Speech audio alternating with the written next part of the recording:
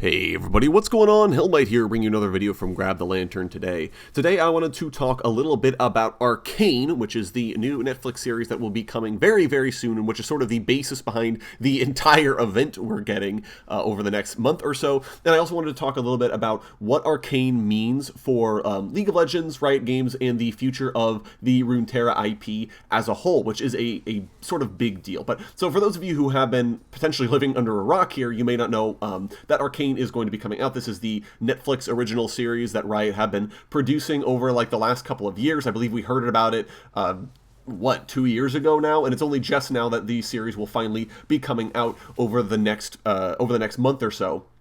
The whole series, I believe, is supposed to be around 8 episodes, so ideally this isn't a tremendously long series, but one that hopefully will have a lot of episodes that are all meaningful, without a lot of sort of the filler episodes that you can occasionally get in longer running shows, which I'm a big fan of. If you're unaware of the plot content, Arcane is essentially set at a very interesting time in Runeterra's history. This is sort of retroactive, I don't want to say retroactive continuity, but there will likely be a lot of that, as it deals a lot with the origins of at least 4 champions in Piltover in particular: Jinx, Vi, Caitlyn, and Jace. I don't think Caitlyn we're going to get a ton of backstory on. I do feel like she's going to be more of a supporting character, but definitely Jinx and Vi are the 2 big ones there on all the promotional artwork. They're going to be the ones that we get the most sort of information about, and that we see sort of the development of them as they sort of move forward, right?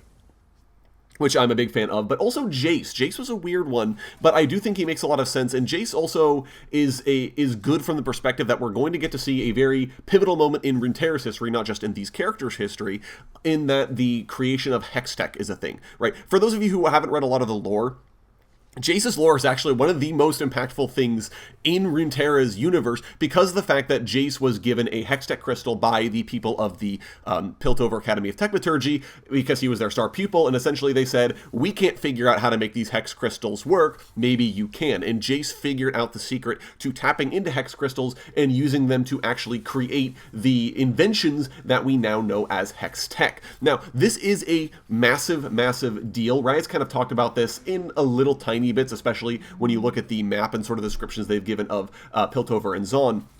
But Hextech is more or less the democratization of magic, right? Any device that has a Hextech crystal in it is able to do things that you can't do with mere scientific engineering and ingenuity, right? Like if you think about Caitlyn's rifle or Jace's hammer, for example, yeah, those devices are pretty crazy, and they can do some things that sort of don't make sense from a physical standpoint, right? And that's, for a long time it's sort of been, well, that's a video game, so who cares, right? You can kind of handwave that. When you really think about it, the reason they're able to do this is because those devices are based off of Hextech. They are essentially magical in nature. The thing about Hextech is that you don't have to be a mage in order to essentially have magical abilities or magical capabilities, right? As long as you have a Hextech device, you can do whatever you want, and if you have a Hex crystal in order to create a device, well, essentially the sky's the limit as long as you're able to find a way to make it work. And so in that regard, the creation or invention of Hextech, or discovery potentially, however you want to phrase it, is a big deal for Runeterra as a whole, because it means that all of a sudden these devices and essentially magical prowess is something that anyone can have in Runeterra. And that is, I believe, the core of Arcane's premise, is what does this technology mean for the world going forward? It deals with a couple other things, especially more localized things to Piltover and Zaun in particular. It talks a lot about the divide between Piltover and Zaun, and how even though it's technically the same city, inhabitants of Zaun are looked down on by the sort of upper class people of Piltover, and how that can lead to big conflict between the two. And I think Vi then is a good character as a focus for the show, because Vi sort of has a connection to both. She was raised in Zaun, right? That's where she was born, that's where she grew up with her sister Jinx, whose real name we know is actually Powder now, which is kind of a fun little reveal from the trailer. But then, because, through circumstances, she eventually became a member of the Piltover Enforcers, right? She essentially became a cop, even though she grew up in kind of bad neighborhoods and definitely distrusted and hated cops. And that then is a good sort of foil to look at the rest of Piltover and Zaun's conflict, right? Vi was born in one place but works for another, and is she going to be able to see both the good and the bad of both locations? I think there's some really interesting things that the writer are going to be able to do with the characterization of Vi in particular. Jinx we don't have a lot of, but it will be interesting to finally see sort of her tragic backstory, as it were. Jinx is one of those characters that has always been a mystery, but Riot has been slowly peeling back mysteries on champions for quite some time, to the point that we now know the entire history of the Ruined King, which for a long time was one of the biggest standing mysteries of League of Legends, right?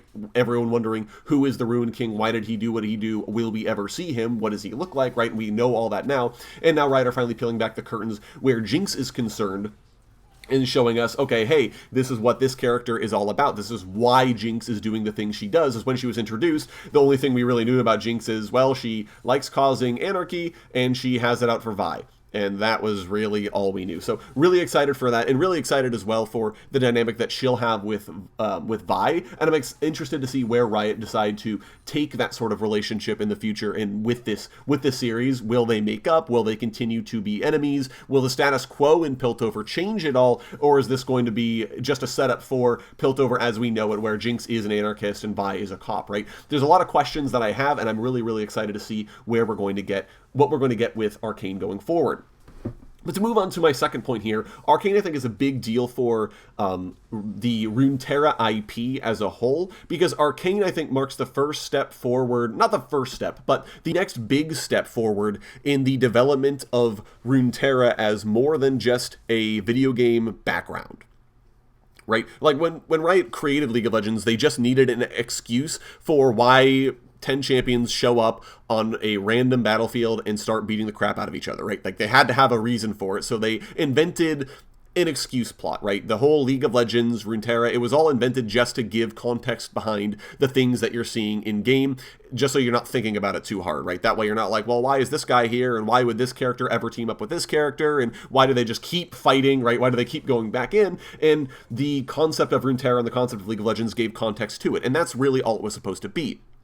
But over time, especially as Riot gave us lore content and sort of developed and expanded more on Runeterra, and eventually sort of did a massive overhaul with the Great Retcon in order to make sure that the Runeterra IP was sort of a cohesive whole, which it wasn't before, it's expanded to become more than just an excuse. It is a world in its own right. It has its own cosmology. It has its own sort of characters and its own regions and a bunch of different things that have set it apart as not just an excuse plot made of tropes from lots of other video games and TV shows and movies, but its own individual thing.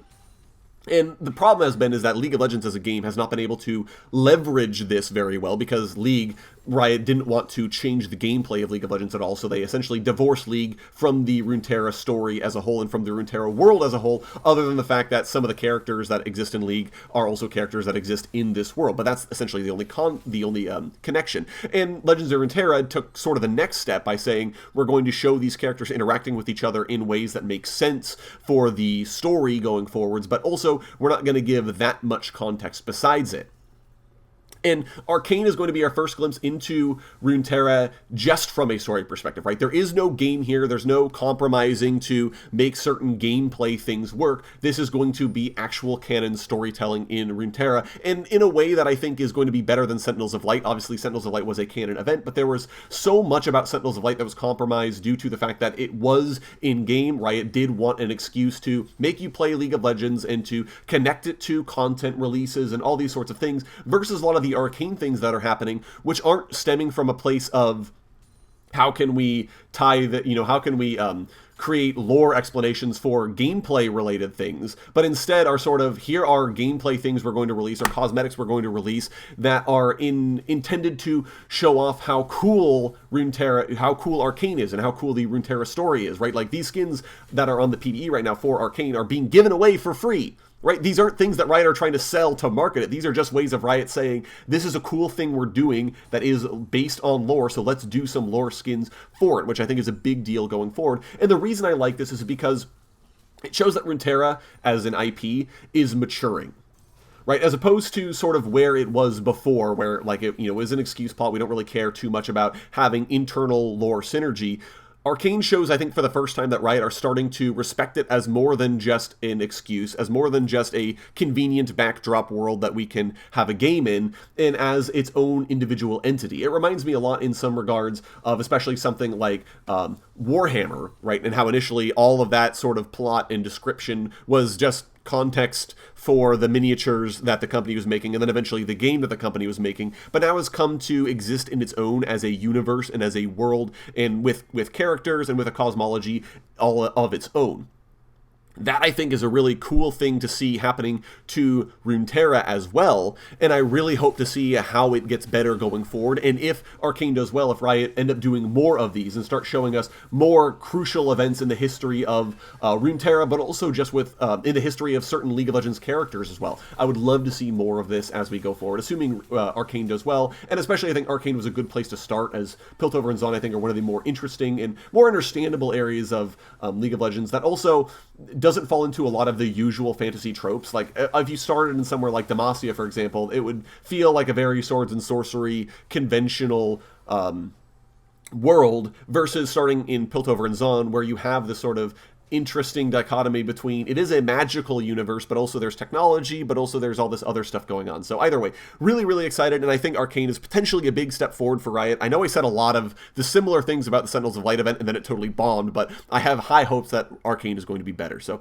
but let me know anything that you're excited for Arcane related down in the comments section below. If you agree with me that Arcane's going to be great, or if you think Arcane is going to be not great at all, let me know all that down in the comment section below. I'd love to hear your guys' thoughts. If you enjoyed the video today, go ahead and leave it a like, and if you really enjoyed the video, consider subscribing. I upload a video every Monday, Friday, and on patch days as well. Once again, thank you guys so very much for watching. I do appreciate it, and I'll talk to you all later.